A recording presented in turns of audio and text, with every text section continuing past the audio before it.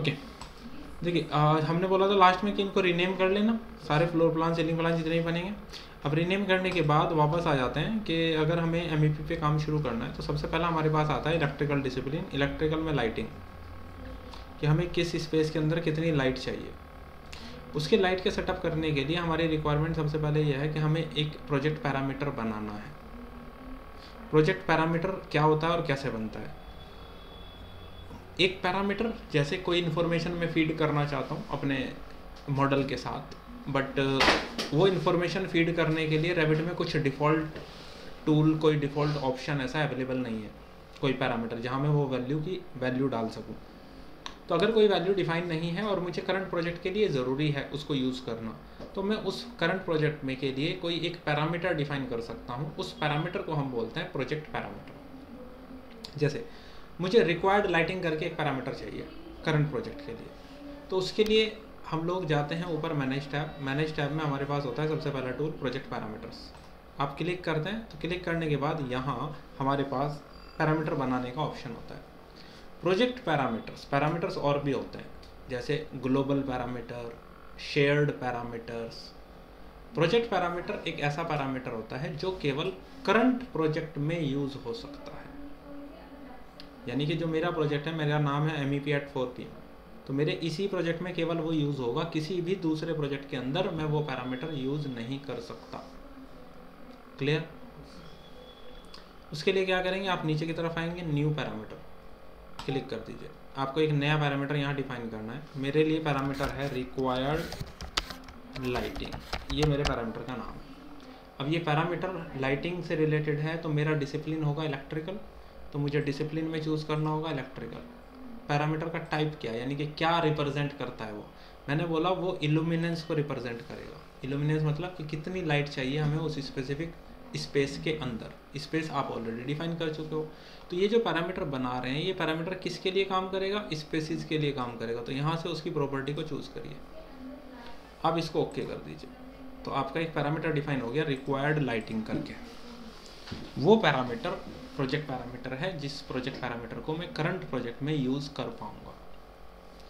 उसके लिए मुझे क्या करना है, राइट साइड में नीचे की तरफ हम आते हैं। नीचे की तरफ हमारे पास एक ऑप्शन होता है शेड्यूल और क्वांटिटीज़ का। शेड्यूल और क्वांटिटीज़ में आकर के क्या करना होगा, मुझे शेड्यूल बनाना होगा।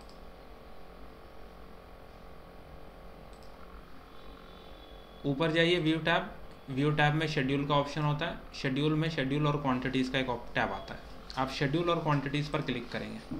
क्लिक करने के बाद एक न्यू शेड्यूल का ऑप्शन ओपन हो जाएगा। यहाँ आने के बाद हमें यहाँ पर नाम डालना है। किसका नाम डालना है, किसके लिए बना रहे हैं, स्पेसिस के लिए बना रहे हैं। तो हमें जो बनाना है फ़िलहाल वो स्पेसिस के लिए काम करना है, तो यहाँ से सेलेक्ट कर लीजिए। शेड्यूल की बना रहे हैं, जहाँ हम उसको नाम दे सकते हैं, कोई भी नाम। अब क्या नाम मैं देना चाहता हूँ, मैंने बनाया एक प्रोजेक्ट पैरामीटर जिसका नाम है प्रोजेक्ट पैरामीटर का रिक्वायर्ड लाइटिंग। रिक्वायर्ड लाइटिंग मेरे पैरामीटर का नाम है, तो उस रिक्वायर्ड पैरामीटर को मैं यहाँ ऐड करना चाहता हूँ। यहाँ पर मुझे ऐड करना है स्पेसिस के लिए। मैंने ओके किया। ओके करते ही एक नई विंडो ओपन हो गई, शेड्यूल प्रॉपर्टीज़। प्रॉपर्टीज़ में एक की नेम आता है बाय डिफ़ॉल्ट। मुझे यहाँ ऐड करना है वो पैरामीटर जो पैरामीटर मैंने बनाया। पैरामीटर क्या बनाया, रिक्वायर्ड लाइटिंग। आप यहाँ अवेलेबल फील्ड्स में नीचे की तरफ जाइए, यहाँ रिक्वायर्ड लाइटिंग आपको दिखाई देगा, उसको सेलेक्ट करके ऐड कर लीजिए। की नेम और उसकी रिक्वायर्ड लाइटिंग ऐड हो गया। ऐड हो गया तो आप ओके कर दीजिए। ओके करते ही आप यहाँ आ जाएंगे space style schedule. Space style schedule के अंदर आने के बाद आपको क्या करना है, आपको यहाँ डिफाइन करना है डाटा। ठीक, अब उसके लिए हम क्या करेंगे, ऐड करेंगे डाटा। अब यहाँ तो कोई रो नहीं है कि टेबल है आप ऐड कर देंगे, तो आपको क्या करना पड़ेगा, आपको डाटा रोज ऐड करनी पड़ेगी। एग्जाम्पल के लिए मैं यहाँ पर 5 रोज ऐड कर रहा हूँ। पहली रो हमें बताएगी कि अगर कहीं ऑफिस टाइप का स्पेस है, अगर कहीं पर आपका किचन है, अगर कहीं पर आपका लॉबी या कॉरिडोर है, अगर कहीं पर आपका वेटिंग एरिया है या कहीं पर आपका रेस्ट रूम है। इसी तरह मैकेनिकल इलेक्ट्रिकल रूम में या स्टोरेज एरिया में कितनी कितनी लाइट की ज़रूरत होती है, हमें ये बताना है। पैरामीटर आपने क्या चूज़ किया था? रिक्वायर्ड लाइटिंग में क्या टाइप था? इल्यूमिनेंस। इल्यूमिनेंस मतलब रोशनी, लाइट। ये मेज़र होती है या तो फुट कैंडल्स में या लक्स में। आपने बताया कि सर किचन है तो किचन में लाइटिंग चाहिए 750 लक्स। लॉबी या कॉरिडोर है तो हमें लाइट चाहिए 350 लक्स। ऑफिस स्पेस है तो हमें लाइट चाहिए 500 लक्स। रेस्ट रूम है तो हमें लाइट चाहिए 200 लक्स। वेटिंग एरिया है तो हमें लाइट चाहिए 350 लक्स। ये हमारी रिक्वायरमेंट होती है इस टाइप के रिक्वायरमेंट, इस टाइप के लाइटिंग की। ये बन गया और इसके पैरामीटर का नाम यहाँ दिखाई दे रहा होगा आपको, स्पेस स्टाइल। अब बात ये आती है कि क्या फ़ायदा होगा इस वैल्यू को डिफाइन करने का। पहली चीज़, कहाँ किस टाइप की लाइट होनी चाहिए, इसके लिए भी एक स्टैंडर्ड होता है। हालांकि ये कैलकुलेशंस की जाती हैं अलग से, जैसे डायलक्स सॉफ्टवेयर होता है लाइटिंग कैलकुलेशन के लिए, इलेक्ट्रिकल में यूज़ किया जाता है। तो कुछ स्टैंडर्ड्स, जैसे हर चीज़ के लिए थंब रूल्स होते हैं, तो कुछ थंब रूल्स होते हैं कि किस टाइप के स्पेस के लिए कितनी लाइटिंग चाहिए। उन सब के लिए हम रेफरेंस दे देंगे, लेकिन फ़िलहाल हम ये सीख रहे हैं कि अगर हमें पता हो कि जैसे किचन में 750 लक्स चाहिए, ये आपको पता है, तो हम वो कैसे अटेन करें, हम बात इस पे कर रहे हैं। या इस स्पेस स्टाइल जो पैरामीटर नेम बन गया, अब इसका क्या यूज़ करेंगे ये हमें समझना है। ये तो आपने बनाया था एक शेड्यूल की। अब इस शेड्यूल की के हिसाब से हम एक नया शेड्यूल बनाएंगे फिर से। शेड्यूल किसके लिए? फिर से स्पेसिस के लिए। उस शेड्यूल का नाम देंगे हम लाइटिंग एनालिसिस। हमें लाइटिंग एनालिसिस करना है। ओके करेंगे, विंडो आ जाएगा। यहाँ हमें क्या क्या चाहिए? हमें चाहिए वहाँ स्पेस का नंबर, स्पेस नेम क्या है, स्पेस का लेवल क्या है। वहाँ आपने एक अभी पैरामीटर देखा था ना, स्पेस स्टाइल था, स्पेस स्टाइल ऐड कर दीजिए। वहाँ ऐड कर दीजिए रिक्वायर्ड लाइटिंग, वहाँ ऐड कर दीजिए एवरेज एस्टिमेटेड इल्यूमिनेशन। ये पैरामीटर्स मैंने यहाँ ऐड किए। रिक्वायर्ड में आएगा कितनी लाइट मुझे चाहिए, एवरेज एस्टिमेटेड में वो आएगा अगर मैंने मान लीजिए उस स्पेसिफिक स्पेस में 2 लाइट लगा दी, वो 2 लाइट कितनी लाइटिंग वहाँ देंगी, वो आएगा एवरेज एस्टिमेटेड में। कितनी चाहिए ये आएगा रिक्वायर्ड लाइटिंग में। अब दोनों में कुछ ना कुछ डिफरेंस तो हो सकता है भाई, 10-15 लक्स कम ज़्यादा हो सकता है। मैं ऐसा नहीं कर सकता मुझे 50 चाहिए तो बिल्कुल 50 ही चाहिए, ना 49 चलेगा ना 51 चलेगा। कुछ ना कुछ वैल्यूज़ में डिफरेंस होता है। तो मुझे ये डिफरेंस देखना पड़ेगा ना, रिक्वायर्ड लाइटिंग और एवरेज एस्टिमेटेड के बीच का डिफरेंस क्या है। बट ऐसा कोई डिफरेंस का पैरामीटर तो है नहीं। तो मैं क्या कर रहा हूँ, मैं यहाँ पर फॉर्मूलाज लगा सकता हूँ आपस की, कोई वैल्यू को सब्ट्रैक्ट, माइनस, मल्टीप्लाई, फॉर्मूला जैसे हम अपने एक्सेल में करते हैं। तो नीचे की तरफ एक फंक्शन पैरामीटर बनाने का ऑप्शन है, कैलकुलेटेड पैरामीटर। क्या कैलकुलेशन बनानी है मुझे? डिफरेंस। किस किस का डिफरेंस चाहिए? डिसिप्लिन है मेरा इलेक्ट्रिकल, इल्यूमिनेंस का डिफरेंस कर रहा हूँ। फॉर्मूला क्या है? मैंने बोला यार रिक्वायर्ड लाइटिंग में से माइनस कर दें एवरेज एस्टिमेटेड इल्यूमिनेशन को, तो हमें मिल जाएगा डिफरेंस। ठीक, अब आप इसे ओके कर दीजिए। ना अभी रिक्वायर्ड में कुछ है, ना अभी एवरेज में कुछ है। एवरेज एस्टिमेटेड में तो जब आएगा जब लाइट लगा दोगे, उससे पहले नहीं आएगा, लेकिन रिक्वायर्ड में तो आना चाहिए।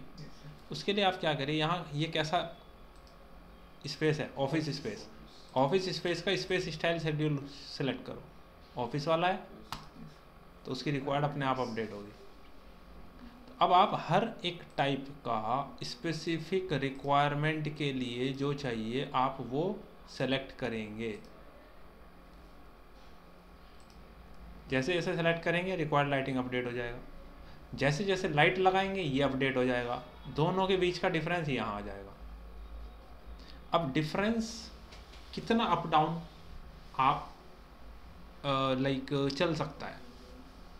मैंने बोला सर 25 लक्स ज़्यादा या कम या इसके इन बिटवीन कहीं है, +25 या -25 के इन बिटवीन अगर कहीं भी वैल्यू है तो कोई प्रॉब्लम नहीं। बट अगर इससे ज़्यादा कम है या इससे ज़्यादा है, मान लीजिए रिक्वायर्ड है 500 की और हो गई 530, यानी कि 25 से तो ज़्यादा हो गई।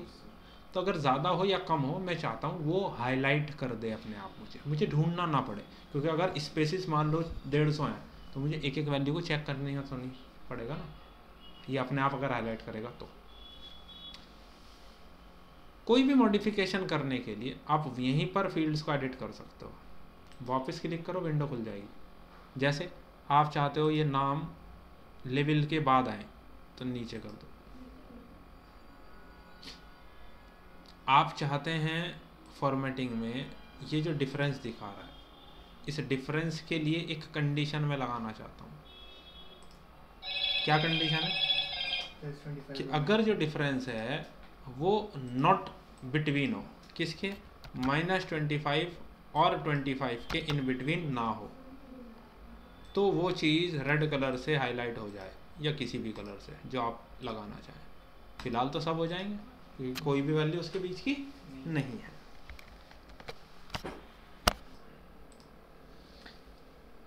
ओके, सो हम बात कर रहे थे, हमने डिफरेंस बनाया। अब डिफरेंस में हमें ये वैल्यू पता चल गया कि यार जो हमारा डिफरेंस है जो उस रेंज के इन बिटवीन नहीं है वो हाईलाइट कर देगा अपने आप।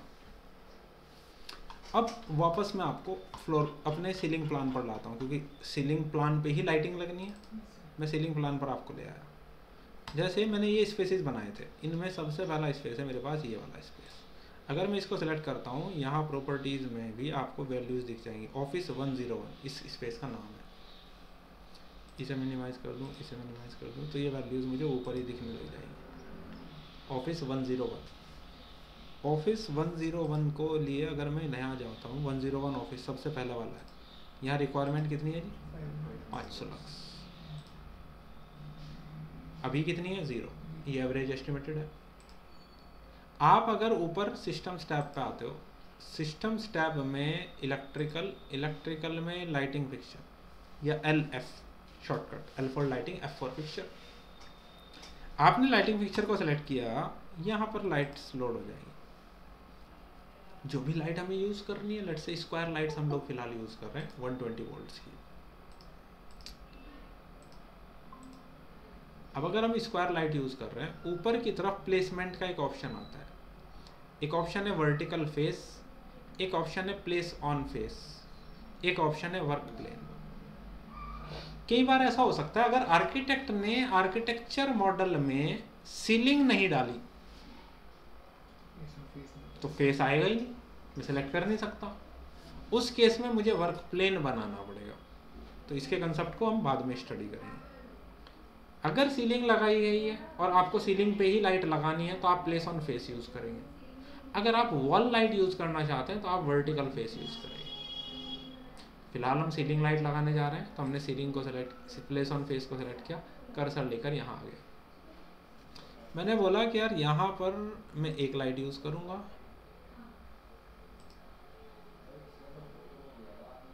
यहाँ पर मैंने 2 लाइट यूज़ की।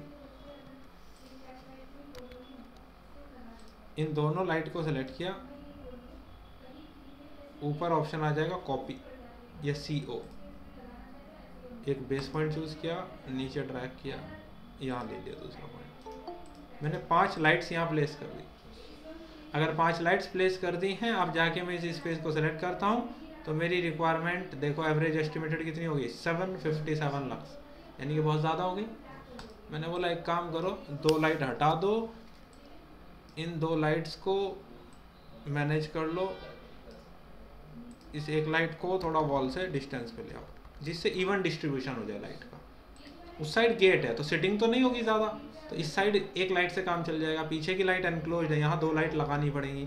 अब पहले इसको सिलेक्ट करके आप देख लो कितनी लाइट आ गई वहाँ, यानी कि थोड़ी सी कम है। वो वैल्यूज़ यहाँ भी अपडेट हो रही होंगी आपकी, मिल रही है वैल्यूज़।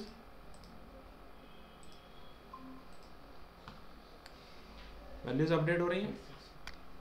लेकिन मेरी जो पैरामीटर की जो कंडीशन आपने डिफाइन की थी 25 लक्स अप या डाउन, उससे मैच नहीं कर रही अभी भी।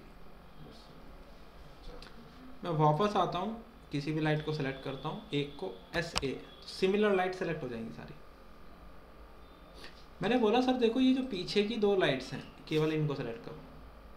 एडिट टाइप में जाता हूँ, 120 वोल्ट्स की लाइट है, नीचे की तरफ आ जाए तो ये 62 वॉट की लाइट है। मैंने बोला सर ठीक है, इनका डुप्लीकेट बनाता हूँ मैं एक और 121। ओके, नीचे की तरफ आता हूँ और मैं यूज़ करूँगा 80 वॉट की लाइट।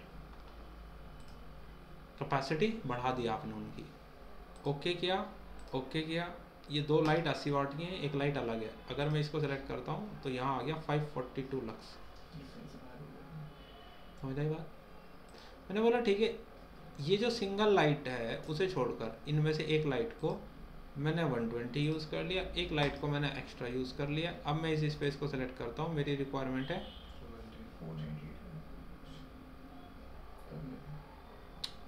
यार, मैंने पहले ही बोला आप एग्जैक्ट लिमिट पे नहीं जाएंगे, 25 प्लस माइनस चलेगा। तो लाइटिंग एनालिसिस देखो वो वाइट हो गया, इसका मतलब वो रेंज में आ गया आपकी।